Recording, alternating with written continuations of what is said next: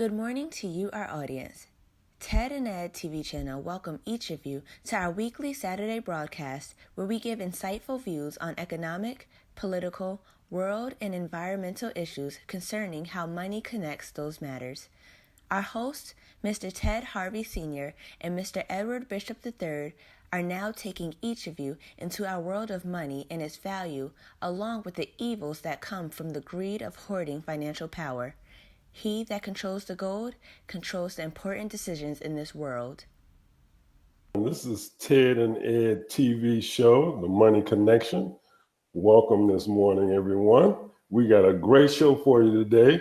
How you doing this morning, Ed? Oh man, I'm doing great, and I'm enjoying myself right now. It's hot outside, and I know you down there in Orlando getting ready for Father's Day. And I want to say Happy Father's Day, early Father's Day to all the fathers and stuff who are out there. Absolutely. I'm telling you. Hey, there's so much stuff that's been going on.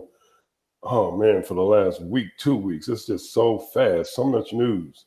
But one thing that we cannot forget, and we're just going to headline this, net neutrality, man. What is going on with that? I know you up on that like right on rice. Man, this thing has been around since Obama was president, all the way back to when they had the FCC chairman, Wheeler, was there, and he went ahead, his FCC commission and everything went ahead and approved net neutrality. Now, since Trump has been in office and everything, he has changed the chairman, and the chairman is a clone and stuff, I guess, of the media industries and stuff out there. So his group and everything decided to get rid of net neutrality. And right now, a lot of groups and stuff out there were fighting it and everything, and they were trying to get Congress to disapprove of it. But I guess it was a fight and everything that most of the people out there knew that couldn't be won and stuff in that arena. But right now, net neutrality and everything, the ending of net neutrality is here, and we're going to have to deal with it some kind of way. And a lot of things and stuff are involved in net neutrality, and it's going to change a whole lot of things that are going on and stuff now in the world in the 21st century. It's going to affect a lot of these mergers and stuff that have been going on, these big high-tech mergers like AT&T and Time Warner and stuff. Now AT&T finally passed that last hurdle, and the courts approved their merger and stuff, an $87 billion merger that they got going on. So that means that AT&T and Time Warner are combined, and AT&T is one of those top tier internet companies and stuff out there. Mm-hmm. So they're in control now of the internet, and so what most people are afraid of is that your access to the internet and everything is going to become more restrictive. You're not going to be able. They're going to start paying for getting out there on different websites like Netflix and stuff. You got Netflix going on out there, and Netflix has already started paying extra money and stuff through Comcast to let their internet access go through Comcast without any problem. Well, that may happen and stuff down the road and everything, I'm pretty sure, but a lot of the companies and stuff out there saying, no, we're not going to do all that. The free market is going to take care of itself.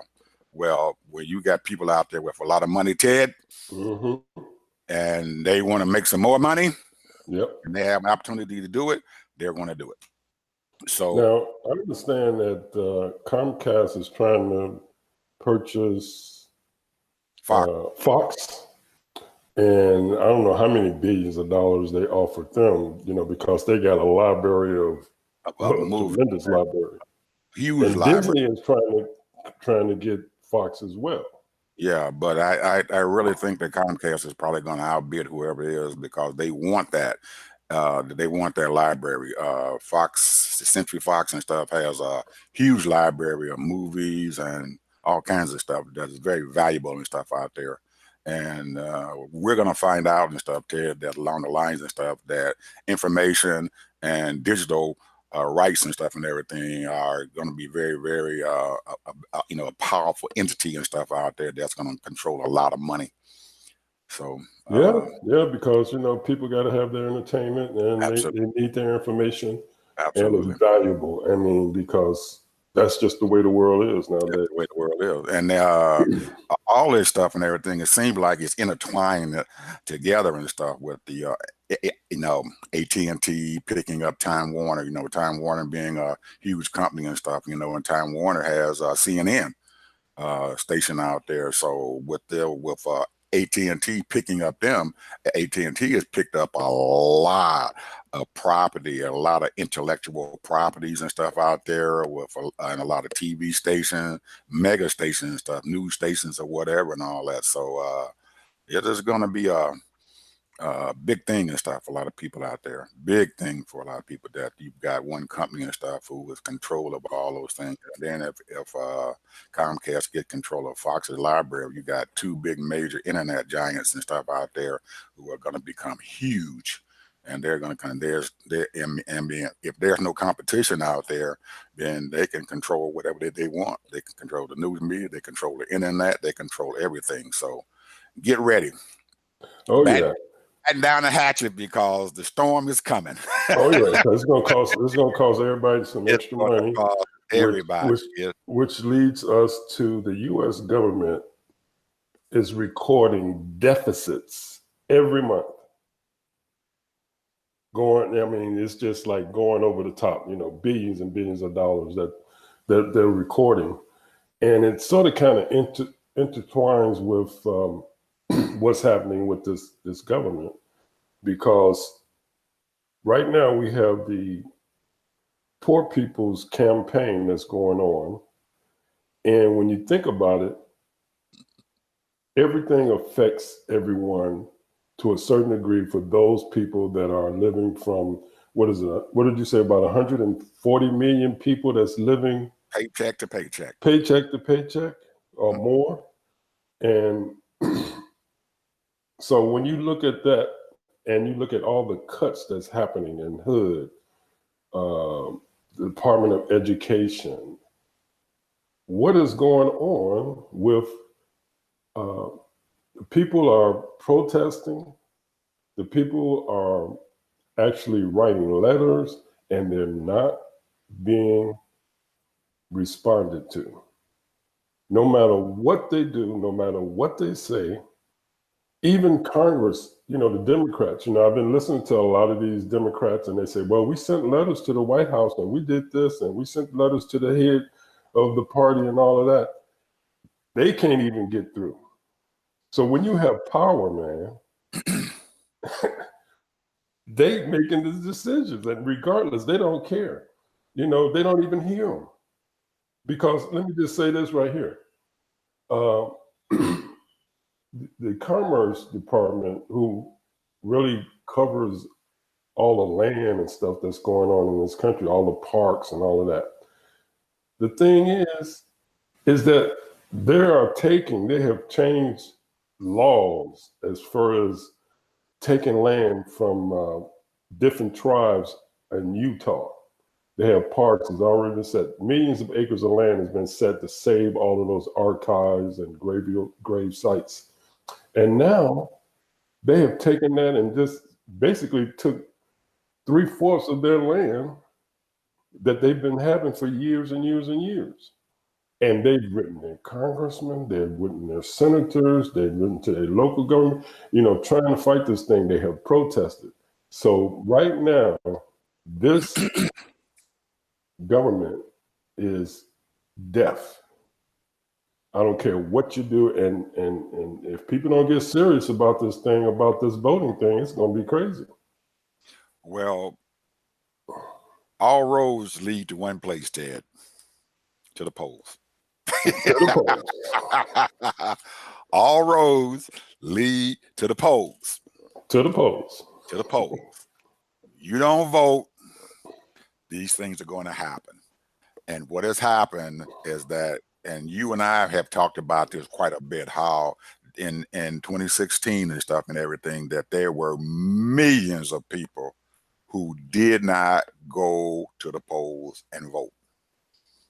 And if you don't go to the polls and you don't vote and you don't get a thing, there are consequences that you're going to have to accept. And those consequences now are all around us. And like you said, in each branch and stuff, each department of the federal government, you got your Department of Education, you got Betty DeVos and stuff over there, and she's having a profound effect upon our education.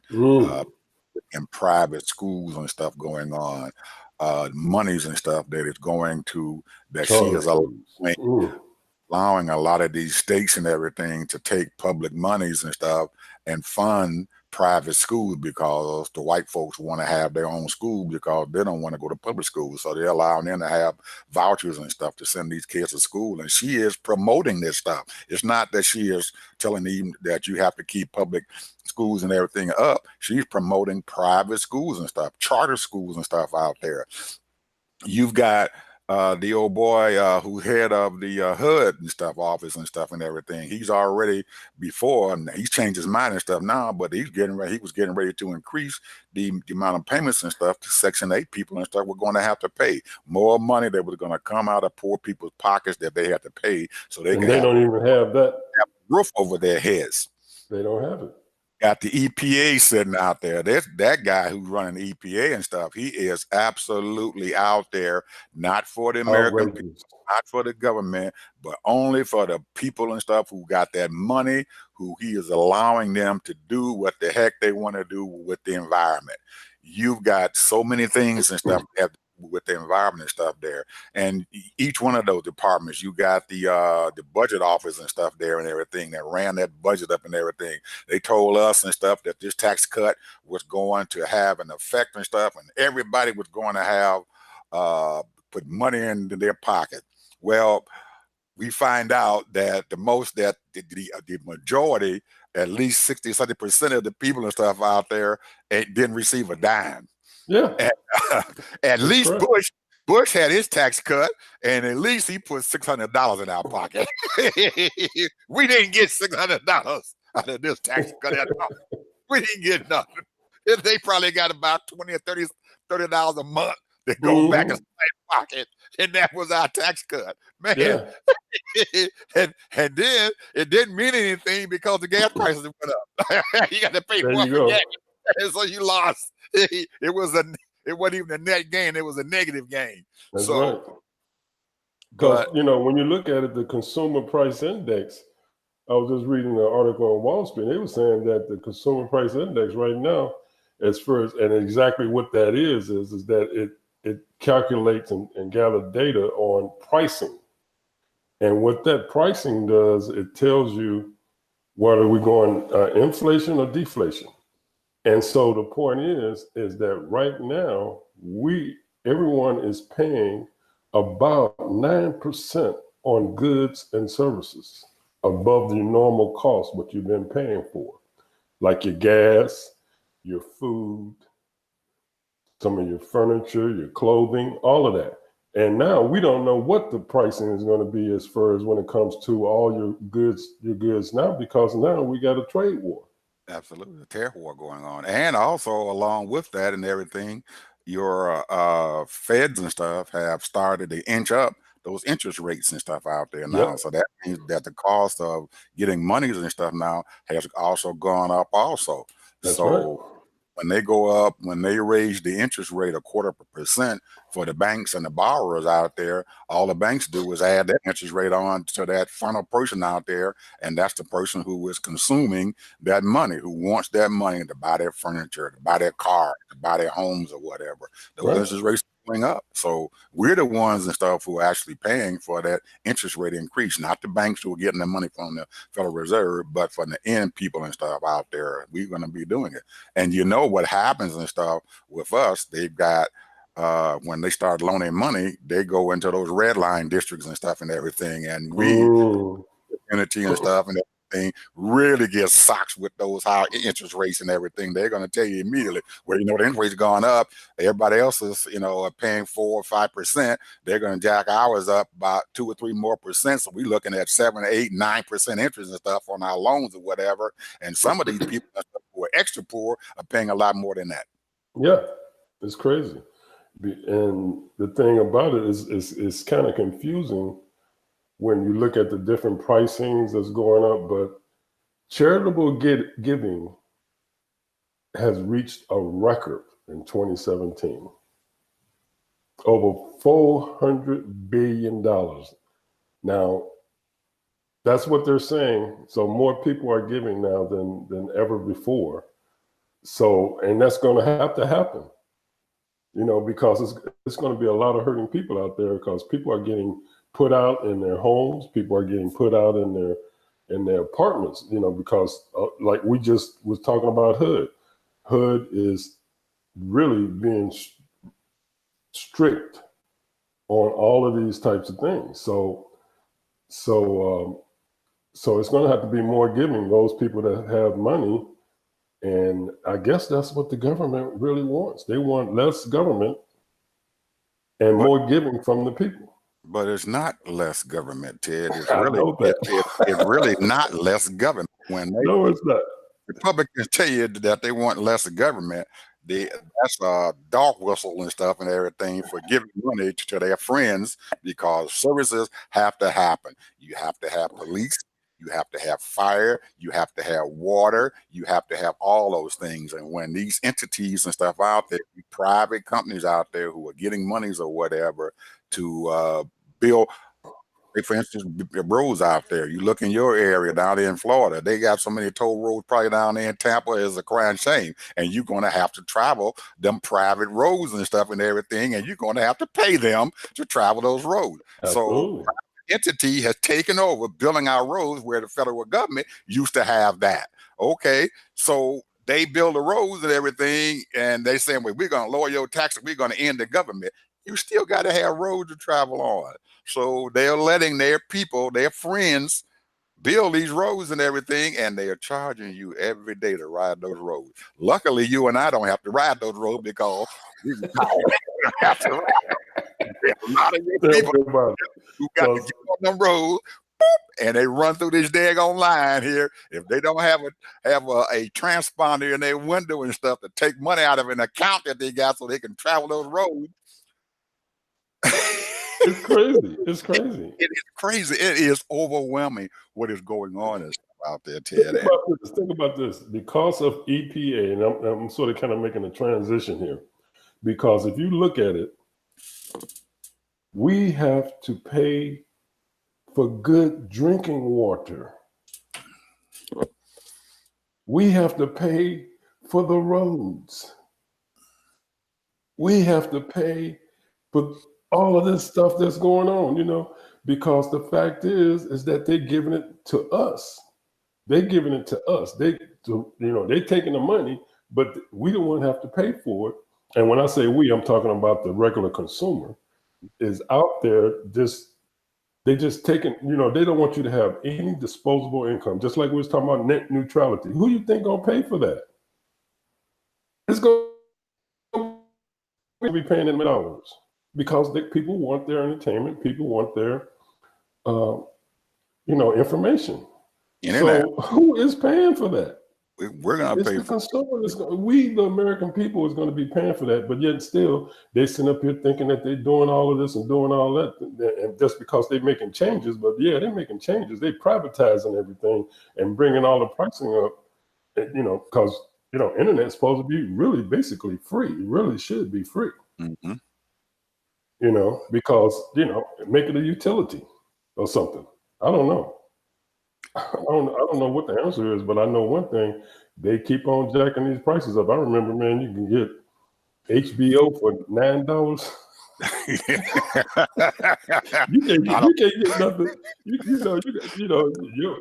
just want HBO, that's gonna cost you $20. You want some of those other programs, it's gonna cost you. Yeah.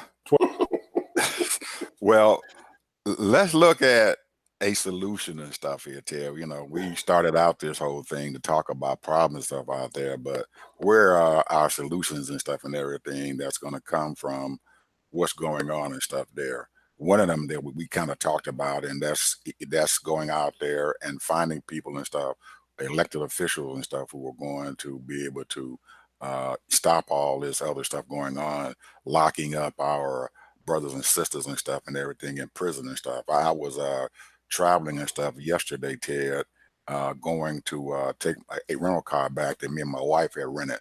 And I'm looking there, and right on the side of the road, there are two police cars sitting there, and they got these two black guys and stuff sitting on the daggone curb, jacked up in there and searching all through their daggone cars. You see, all of our people and stuff are sitting there in the court system. You go to any court system, whether it's Tampa, whether it's Orlando, Miami, Chicago, whatever, you walk up into them courts, who is sitting in that court? 85%, 90% is going to be people of color. People of color. So to get that thing and stuff solved and everything, we have to be able to go out and find people and stuff in our local areas, our local governments and stuff. You're going to vote the state's attorneys and stuff in. And especially here in the South and stuff and everything, Ted, I found out that the sheriff of any one of these counties and stuff and everything is a very, very powerful office and stuff out there. We, as Black folks and people of minority, have avoided running people and stuff to be sheriffs of these counties, especially down here in the South. I'm telling you, Ted, they have so much power that it is unbelievable. And that's why the white folks and stuff, in their own little ways and stuff and everything, they are quietly putting their own people and stuff in these sheriff's offices, because those are the ones and stuff who tell these officers and stuff to go out there and arrest people of color. Monies and stuff, so they can fill their coffers up and everything with their pennies and their nickels and their dimes. So we have to go out there and be steadfast and stuff and everything, and letting people and stuff take these offices and stuff, and stop letting saying, well, I don't want to run for sheriff. That job is not doing anything. It is. It's a very important job. Your state's attorney's offices and stuff in these local counties and cities or whatever, they are very powerful positions and stuff and everything that we need to have, and to put people and stuff of our that we know who are going to be in there, whether they're white or people of color. We need to put someone in those offices that's going to be just, going to help us out and stuff, and not fill these daggone courts up and these prisons up and everything with people of color. Because it's inhumane to have over almost 60% of people of color in prison. And in the justice system, not only in prison, they in that justice system. They're just coming out of prison, or they getting ready to line up to go into prison, because they're waiting on their trials or whatever and everything. They don't have an attorney, or they're actually sitting in jail and stuff and everything. Because they can't even do bail. They can't pay the bail. And I read an article a few days ago, and it sort of kind of broke my heart, man. And I know this stuff been going on for years, but it is really prevalent now. These male guards are now raping women on a consistent basis. And they're getting pregnant and all that kind of stuff. And it's crazy, man, you know, and the system is so, and a lot of them, they have no fear for retribution. Yeah, they're not going to get caught for doing that, because nobody is going to convict them. And that has something to do with the sheriffs and stuff in those counties, with the state's attorney and stuff in those areas and stuff where these prisons and stuff are at. If the guards and stuff know that if you get locked up in prison, nobody's going to care about you. Nobody's going to do anything about you. There are so many laws and stuff, Ted, out here that, with these people and stuff and everything that is unbelievable. The sheriff and stuff and everything is in charge of the food services in a lot of these prisons and stuff in these counties or whatever that they have, these jails. And they are in charge of it, and they have a budget. And in that budget and stuff and everything, if whatever monies that they have at the end of the year, if it's $100,000 or $200,000, that money goes into their sheriff's pockets. Think about that. Think about that. So he has an incentive not to feed the prisoners. That's right. He has an incentive letting them starve to death.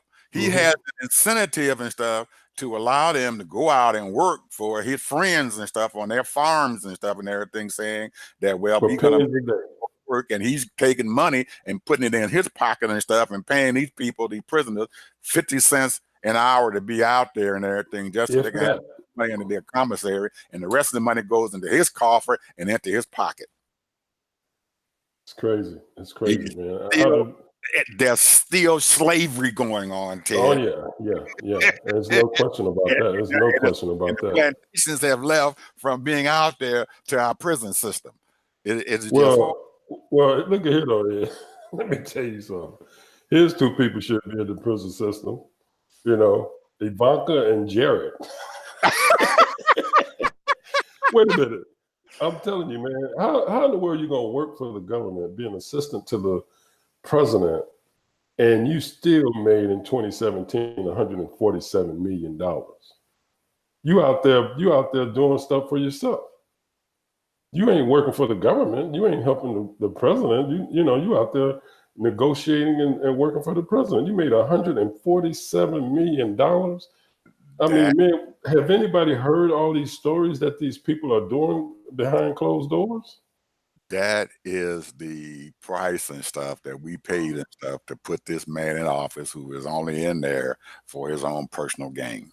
And it has gotten so bad, Ted, that they know that they can go out there and commit these crimes and nobody's going to do anything about it, because their daddy's saying, I'm going to pardon you.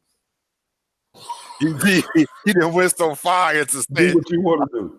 My own self. I got that power. And people are sitting out there listening to this stuff, and they're not saying anything. You have these news outlets saying, well, he said this, but nobody else is saying that he can't do it. They're looking at the laws and stuff and saying, well, he might be able to get away with this stuff. And he did his kids that way. He's taking his kids and he showed them how to rob the federal government, to use favors in the federal government to enrich his family. Unbelievable. And he's allowed to do it because the people up there in the legislative branch, who's supposed to be the equalizer and stuff and everything for the executive branch, aren't doing anything. Nothing. And I was listening to one of the I guess you would call them not commentators, but one of the political consultants or political people, strategists. And I don't know if it was a Democrat or a Republican, it doesn't matter. But he said that this guy said, when they go to court about what they are doing as far as this, he has a charity, the absolutely right there in New York. Charity, and he's supposed to have donated so many millions of dollars to the veterans. Well, they found out that they were using some of those funds for the campaign, for their own personal use, and what have you. And so this guy who's supposed to be he's a big time lawyer, he said, well, the defense is going to be like this. We've been doing that for 20 years, 30 years. How come you just bringing it up now? How come you didn't say anything back then? So that's going to be their defense. They say, we've been doing this back and forth, money and what have you, But you have these agencies and stuff, Ted, who has the authority to enforce these laws or whatever. And now that he is the president of the United States and stuff and everything, all these different entities and stuff in the government who are supposed to enforce the laws, he is over them. Yeah. So if they say, well, we're going to go out there and take him to court, you're going to lose your job. That's it. He's threatening them and saying you're going to lose your job, so you can't enforce the law. So the only people who can enforce the laws is the state's attorney, is the attorney general in the state of New York. Yeah. But he only has limited authority and everything because most of those violations and stuff and everything involve the Internal Revenue Service, taxing and stuff bodies or whatever, or the Federal Election Commission. Mm-hmm. He got involved in them. So those are very powerful entities out there. And the attorney general there in the state of New York sent these information to them. Now she can only prosecute them in her local level and everything for what their cases are. And most of that, the penalties and stuff is going to be probably a slap on the hand and maybe 20 or 30 million dollar fine and stuff and everything. They've already made hundreds of millions of dollars, just like you said, off of one entity. You know, his daughter and his son-in-law now already made $180 million. So they say, oh well, shit. At the end of the whole daggone thing, I can pay the $25 million fine and stuff, and I'm gonna still have a net gain here and stuff because absolutely I pay some more money. And that's the game they play. They say all they gotta do. That's just like when 45 was out there doing his bidding as far as building his so-called wealth. He didn't pay anybody, and you know he wait for them to sue him to get this money, and he say, "Hey, we'll just keep this in court." And I got courts on. I have lawyers on my in my company. You know that's all they do. They just counteract the suit, and until you don't get no money. Another and what makes it so bad, Ted, is that there are so many things that are going on that he has overwhelmed our system out there. Mm-hmm. Everywhere you look, there's something bad going on. Yeah. You can't convict all these crimes.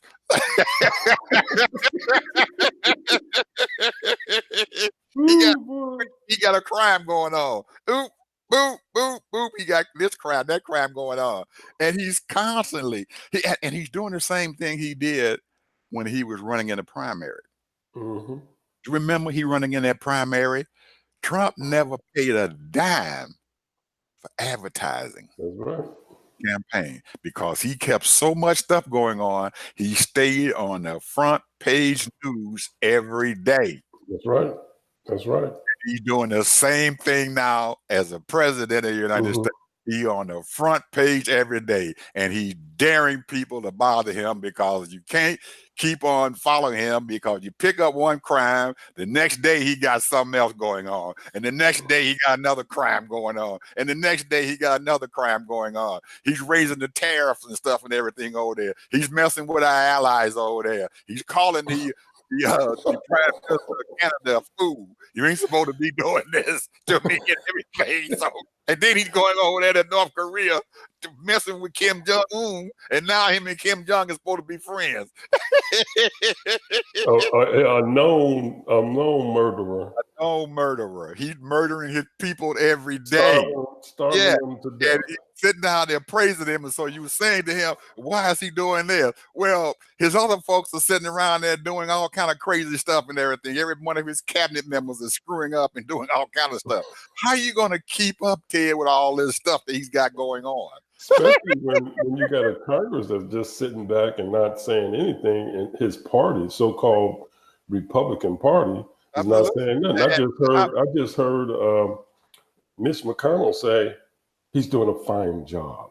He is, because he's keeping him away from him being in the spotlight. And so Mitch McConnell is sitting down there doing what most of us should be doing.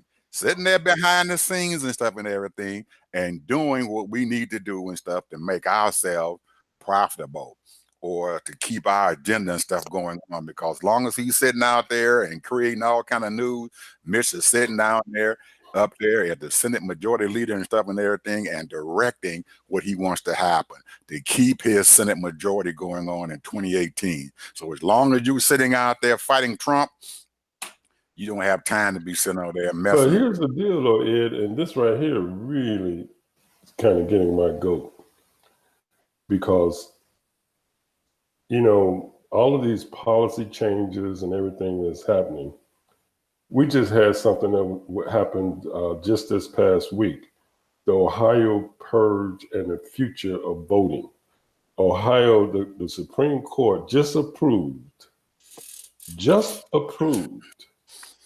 and said, okay, yeah, you can do that. And what it was is that it said if you haven't voted in 2 terms, then you won't be allowed to vote to a certain degree unless you re-register. Mhm. So a person can be right there, and then what happens? They turn around and they say they're taking you off the voting list. You got to re-register. But I'm sorry, it's too late for you to register now and vote because that time is past. So you can't vote this turn around. You can wait the next turn. Mhm. So now I think it's going to be a flood of states that's going to do the same thing. And you're going to have millions of confused people out there because, see, once you're an American citizen and you've registered to vote, you should be good for life, Mhm. as far as I'm concerned. Now, whether a person, you know, you can get upset because people don't vote. You know, we knew that, in the statistics tell us that there were so many millions of people that voted. 130 million, over 130 million people voted in the last big election, the 2016 election. However, what happened? Mhm. Over 100 million people didn't vote. Absolutely. So Go back. that right there is back to the That thing you said, all roads lead to the poll. yeah. And And because people are brave. because You guess know, what? The state's attorney and stuff in Ohio, who was in charge of those votes and stuff, who put that case before the Supreme Court and everything, is a Republican. Now, yeah. if you've got a Democrat who is sitting down there who's in charge of the state's Secretary of State's office and stuff, he ain't gonna do that. So Yeah. you put your people in office who gonna do what you want them to do. Yeah. Who's not gonna sit down there and pull these people off the road. But if you don't have your people and stuff there in office, in these powerful offices and stuff, because the Republicans and stuff, all the way from when Obama got elected in 2008, them son of guns went about the business and stuff of realizing where the power lies at.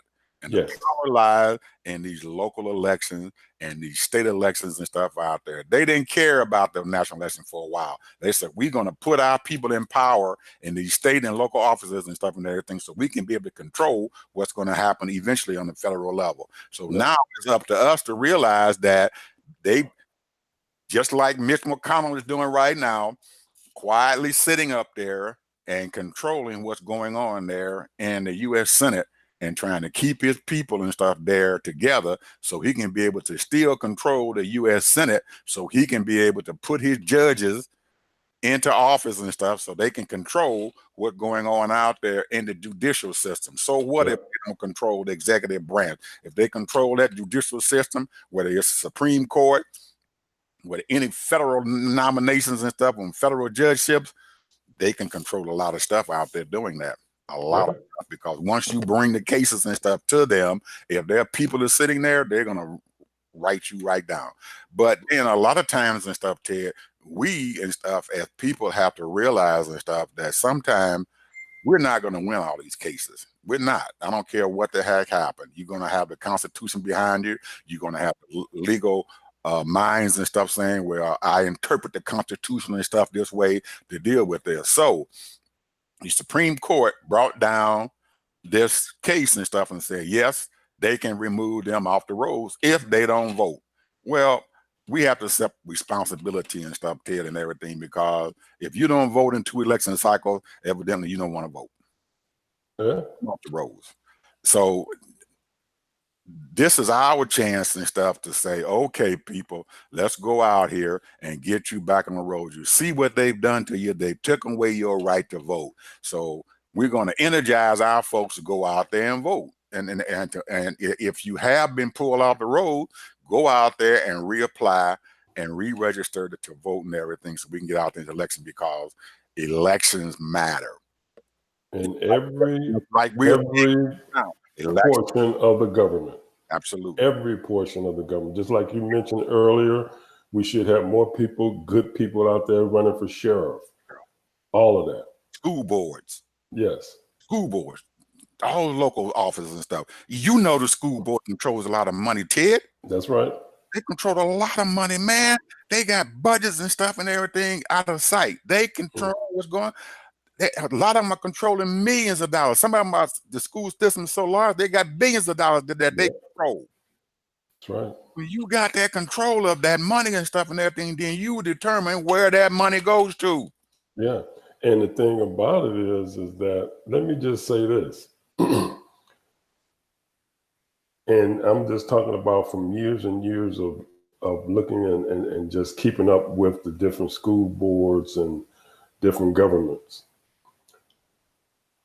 What happens is that when all that money starts flooding in, if they don't have a tight ship, what happens is that these people will start giving themselves pay raises. Well, they're only paying me $75,000. I'm gonna double it. And now this person that was on that position, instead of making 75, he's making 150,000.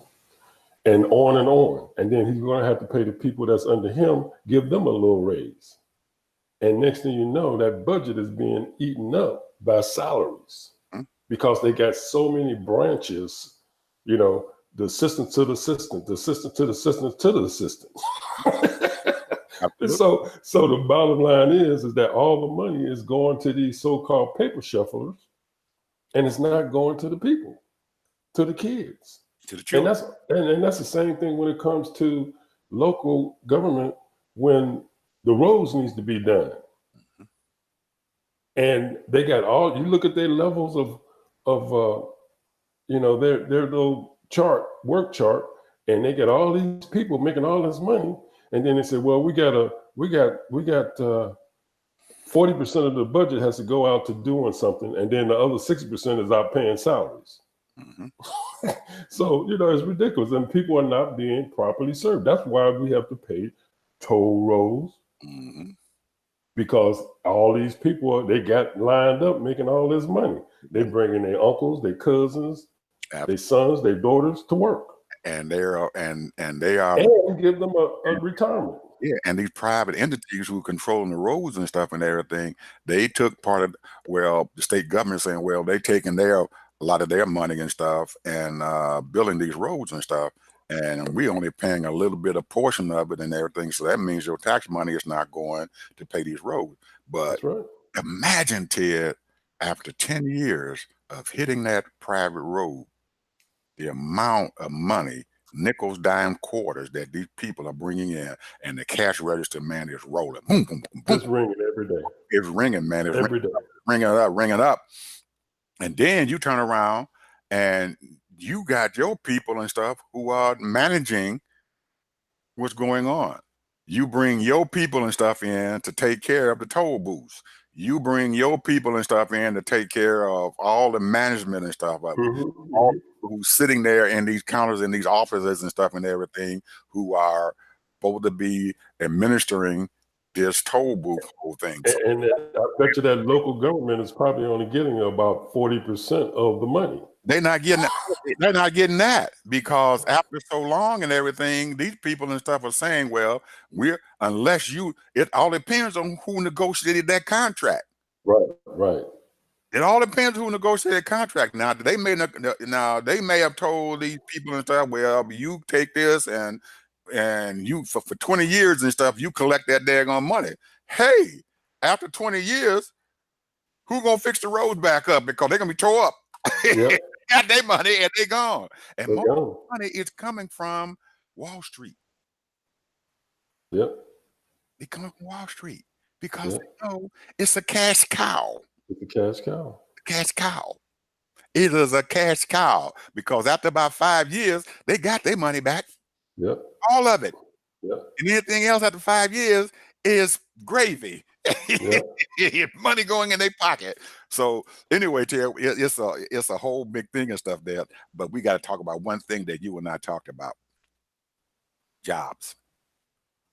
Where these jobs and stuff nowadays are coming from. You remember you and I spoke about this? We need to at least talk to the people who are going to be watching this show and stuff, and who's going to be coming on there, that the jobs and stuff that were around in the 20th century and stuff are no longer there in the 21st century. That's right. These manufacturing jobs, all these places that manufacture stuff, they aren't there anymore. They're not. These big, high-paying jobs are going away. Going away. Going away. All these manufacturing jobs with these car companies and stuff. You know, when you worked at one of those car companies, you made a lot of daggone money because they had unions and stuff who were sitting around. Yeah, benefits too. Contract, negotiating benefits and stuff now. So they moved these jobs either. Robots is coming to town. Yeah. Yeah, they moved them into the South and stuff to where you have a right to work laws and stuff down there, and there's no unions at all. Right. So they can pay you whatever they want to pay you for producing their car. So you're lucky to have it. If you get $30,000, $30,000, what? That's almost below poverty. It is. If you have if you got two or three kids, you're below poverty. They take care of 3 kids and stuff and live off of $30,000. Yeah, and then let's say your wife works and she might make $30,000, if that, and so what? You got $50,000-$60,000 coming in, but you're barely making it. You're barely making it because you might have your nice little house and a nice little car, but you're not making it because they're not paying you. This pay inequity is for real. And the point is that all of these corporations are making millions and billions and billions and billions of dollars, and they're not paying the average worker or people that's out there fairly. When you got CEOs making 400 or 500 times more than their average employee, that is ridiculous. They are not worth that kind of money. I mean, I ain't hating on them because they're making millions and millions of dollars, but come on now. Let's be fair. Absolutely. People have to live. And a lot of people, if they're barely making it from paycheck to paycheck. But the point is, here's the deal. Those people cannot spend money now because they're not making that kind of, like we just said, all these prices are going up. We see it. We feel it. When I go grocery shopping, I compare. And just for fun, that's what I do for fun. Because if I go to Walmart and then I turn around, I go to Publix, or if I go to another grocery store and I look at the different prices. Do you know the difference between buying a lemon, one lemon from Walmart, and then go to Publix? I can get 3 lemons for $1.50, 2 lemons for $1.69 at Publix. So I'm just using that as an example. Think about it. And so people are paying these kinds of prices. Now, when we were coming up, what was a lemon? 10 cents? Now you get 2 lemons for $1.69. Yeah, and at that time our hourly wage and stuff is probably what they are making and stuff right now. If when we were coming up, if you got a $40,000 job and up, you can do a whole lot with that. But $40,000 nowadays is not going to take you anywhere at all. It's not going to. Yeah, in the late 70s and 80s, in the 80s, you made $40,000. You was doing fairly decent. You're doing decent and stuff, but it's not. Your wages have not kept up. Inflation has not. Your wages have not kept up with inflation. So, and then those other jobs that you're talking about, they are going away. So what are people going to do and stuff and everything to be able to go out there and find a job? Because a lot of people and stuff were sitting out there working 2 and 3 jobs a day just to make a basic living. So to pay rent and buy food. Right. So in my circumstances and stuff, you have an economy and stuff now and stuff, Ted, that people who want to do something are creating their own jobs. And that's what you got to do. They You are got to create your own job. their own job. How, where, and because a lot of people are wondering where these jobs are at. Where these jobs are at? They are there. You just have to create them. That's right. I'm looking at. We're gonna every week we're gonna give examples and stuff and everything of where these jobs are at. I had a phone call that came to me on the Tuesday night and stuff. I got a phone call from a friend of mine who's up there in Minnesota. He said, "Hey Ed, FedEx is hiring people and stuff and everything to deliver their packages and stuff to people who are out in the air because they don't want to do this themselves." So he knew of a couple who created their own business and stuff and everything with FedEx. They signed contracts and stuff with them. They got their trucks and stuff out there, and they go to the distribution center, pick up their packages, and they go out and they have like 100 stops a day and stuff on one of their trucks, and then another 100 stops on another truck. Right now, they're sitting there with 7 or 8 trucks and stuff who are going out. They're creating a job and stuff for the people who are driving these trucks out there. They're creating a job and stuff for the people who are repairing their trucks and everything and stuff. And they've also created a market and stuff and everything for the gas that goes inside their trucks and stuff that they're driving out there. They went and they sat there. They took the money that they had made, set their father-in-law up in a gas station. Mm. The gas station buys fuel at wholesale prices. Mm-hmm. So they pay the wholesale prices to fill their trucks up every day and drive and deliver their stuff out there. There you go. That's the way you They do it. have created their own thing. Well, it's the opportunity to do this is still out there in all areas around this country, especially in the rural areas and stuff out there where FedEx does not want to go. They want to sign contracts with people to deliver these packages and stuff and everything to the people out there because FedEx does not want to do it. Somebody out there who might be listening to that might know how they can get them a truck and drive it and deliver these packages and get paid. There you go. I mean, it's all kind of ways to make money out there and work for yourself. You got to be an entrepreneur. You got to be an entrepreneur. I'm going to tell you another example, Ted. There are people and stuff out there now who sell products on Amazon. Yep. Third-party sellers.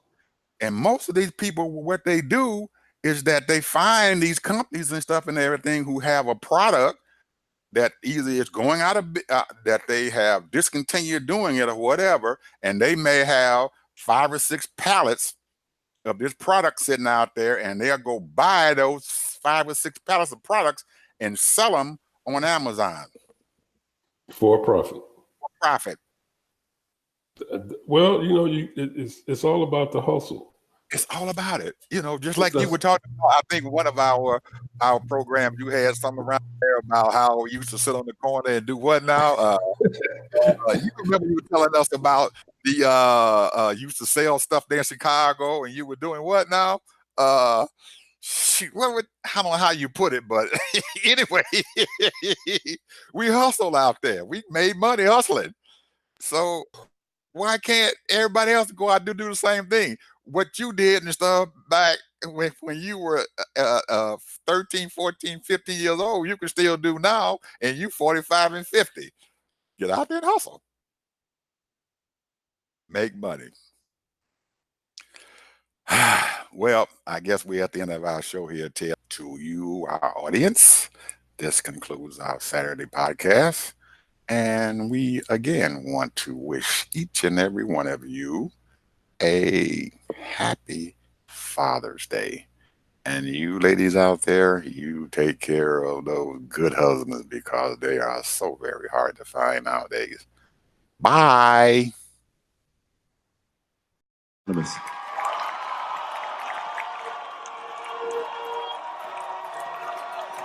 Hey baby, what you trying to do? Spent the night just trying to find you. You the hottest one under the sun, and I'm under your spell. We stuck just like glue. You ain't got the free crib, oh well. You will make it head to the hotel. Whatever we do, just don't tell. I don't need anybody all on my coattail. I feel your energy and I ain't trying to fight it. Your vibe is way too exciting. I know I'm who you wanna ride with. Don't fake it, I know that you like it. It's more than just a